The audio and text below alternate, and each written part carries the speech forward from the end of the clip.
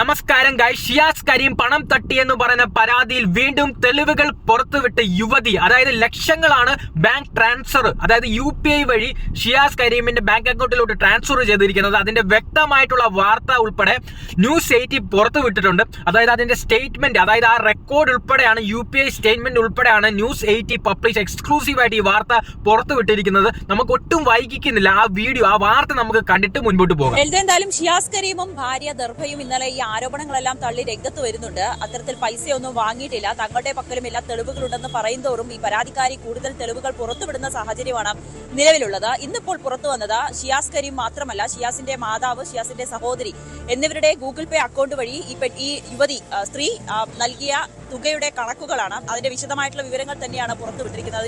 അത് ന്യൂസ് 18 ലഭിക്കുകയും ചെയ്തിട്ടുണ്ട്. 1 ലക്ഷം രൂപ വരെയുള്ള ട്രാൻസാക്ഷൻ ആണ് ഇതിൽ നടന്നിരിക്കുന്നത്. അത് ബാങ്ക് ഓൺലൈൻ ട്രാൻസാക്ഷൻ ആയിക്കോട്ടെ, ഗൂഗിൾ പേ വഴിയുള്ള ട്രാൻസാക്ഷൻ ആയിക്കോട്ടെ, ഇതിന്റെ എല്ലാം വിശദമായിട്ടുള്ള വിവരങ്ങളാണ് പരാതിക്കാരി പുറത്തുവിട്ടിരിക്കുന്നത്. അതുമാത്രമല്ല, ചില മെസ്സേജുകളും ചില വോയിസ് ചാറ്റുകളും വീണ്ടും പുറത്തുവിട്ടിട്ടുണ്ട്. അതും ന്യൂസ് 80 ലഭിച്ചു. അത് പ്രധാനമായും പറയുന്നത്, സ്ഥലത്ത് താമസിക്കുന്ന ഇടത്തെ ലൊക്കേഷൻ അയച്ചു തരൂ, ഞാൻ അങ്ങോട്ടേക്ക് വരാമെന്ന് ഷിയാസ് കരീം പറയുന്ന ചാറ്റുണ്ട്.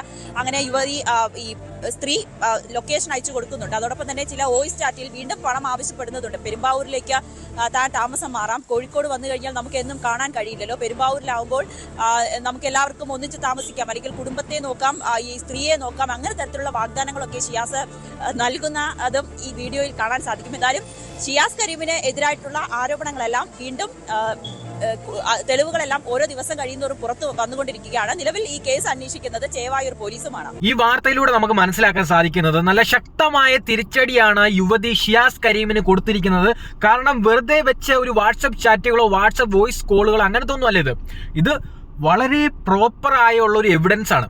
അതായത് UPI ട്രാൻസാക്ഷൻ നടത്തിയിരിക്കുന്നത്, അതിലൊരു മറിമായോ നടത്താൻ പറ്റിയില്ല. നമുക്ക് എല്ലാവർക്കും അറിയാലോ അല്ലെ, ഇപ്പം ട്രാൻസ്ഫർ ഒരു 10 രൂപ പോലും നമ്മൾ ട്രാൻസ്ഫർ ചെയ്ത് കഴിഞ്ഞാൽ അത് ഒരു ഒഫീഷ്യൽ ആയിട്ടുള്ള ഒരു സ്റ്റേറ്റ്മെന്റ് ആയിട്ട് മാറുവാണ്. അതൊരു ബാങ്ക് സ്റ്റേറ്റ്മെന്റിൽ വരുന്നതാണ്. അപ്പോൾ അതിലൊരു മായം കലർത്താൻ പറ്റത്തില്ല. അതുകൊണ്ട് ഷിയാസ് കരീമിന് നല്ല ഒരു തിരിച്ചടിയാണ്, വലിയൊരു കുടുക്കിലാണ് വന്ന് ചാടിയിരിക്കുന്നത്. ഒരു കാര്യം കൂടി ഞാൻ പറഞ്ഞോട്ടെ, ഷിയാസ് കരീം നേരത്തെ പറഞ്ഞിരുന്നു, ഈ സ്ത്രീക്ക് 60-65 വയസ്സുണ്ടെന്ന്, എന്റെ അമ്മയുടെ പ്രായമുണ്ട്, ഞാൻ എങ്ങനെ കൗളിപ്പിക്കും എന്നുള്ള കാര്യം ഷിയാസ് കരീം പറഞ്ഞായിരുന്നു. അതും ഒരു കള്ളമായി മാറിക്കൊണ്ടിരിക്കുകയാണ്. കാരണം ഇപ്പോൾ പല വാർത്തകളും മാധ്യമങ്ങളെല്ലാം പറയുന്നു, ഈ സ്ത്രീക്ക്, യുവതിക്ക് 40-45 വയസ്സ് മാത്രമേ പ്രായമുള്ളൂ എന്നുള്ളത് പറയുമ്പോഴും ഈ ഷിയാസ് കരീം കള്ളം പറഞ്ഞതായിട്ട് അവിടെ തെളിയപ്പെടുവാണ്. എന്തിന് നിങ്ങൾ കള്ളം പറയുന്നു എന്നുള്ളതാണ് ഷിയാസ് കരീമിന് എനിക്ക് ചോദിക്കാനുള്ളത്. എനിക്ക് പേഴ്സണലി നിങ്ങളോട് ചോദിക്കാനുള്ളത്, നിങ്ങൾ നേരുള്ള മനുഷ്യരാണെങ്കിൽ, ഇതിൽ നിങ്ങൾ നിരപരാധിയാണെങ്കിൽ എന്തിന് നിങ്ങൾ കള്ളം പറയുന്നു? അല്ല, നിങ്ങൾ കള്ളം പറയുന്നത് എന്തുകൊണ്ട്? നിങ്ങൾക്ക് എന്തൊക്കെയോ ഒളിപ്പിക്കണം.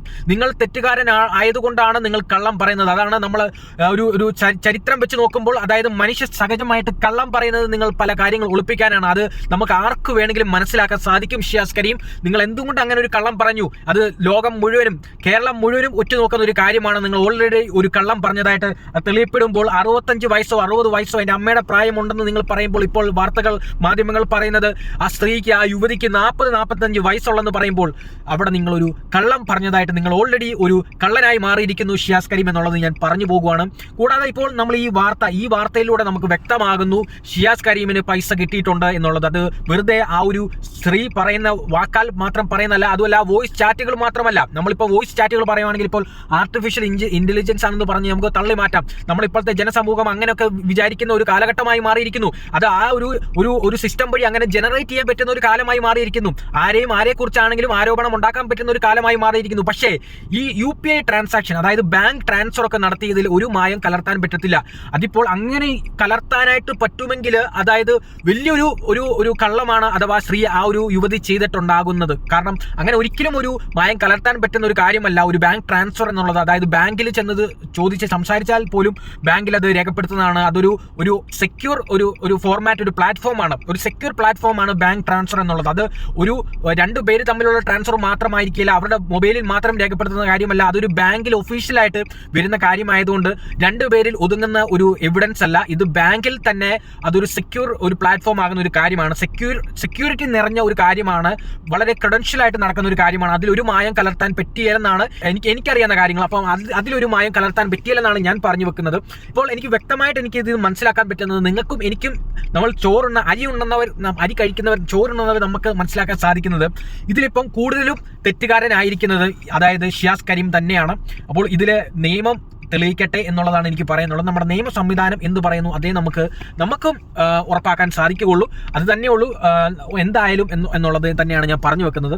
എനിക്ക് ഈ കാര്യത്തിൽ വേറെ പ്രത്യേകിച്ച് പറയാനില്ല. ഇനി വരും ദിവസങ്ങളിൽ ഇതിൻ്റെ മോർ ഡീറ്റെയിൽസ് വരുമ്പോൾ ഞാൻ എൻ്റെ യൂട്യൂബ് ചാനൽ ഞാൻ അപ്ലോഡ് ചെയ്യുന്നതായിരിക്കും. കൂടാതെ ഞാൻ ആ ഒരു ക്ലിപ്പ് എനിക്ക് കിട്ടുന്ന എവിഡൻസ് കറക്റ്റ് ഞാൻ എൻ്റെ വീഡിയോയിൽ വെച്ചിട്ടുകൊണ്ടായിരിക്കും ഞാൻ വീഡിയോ ചെയ്യുന്നത്. കാരണം നമ്മൾ വെറുതെ വായ്ത്താളം പറഞ്ഞ് സംസാരിച്ചിട്ട് കാര്യമില്ല. നമ്മൾ വിത്ത് എവിഡൻസ് വെച്ച് ഞാൻ സംസാരിക്കുകയാണ് ചെയ്യുന്നത് എൻ്റെ യൂട്യൂബ് ചാനലിലൂടെ.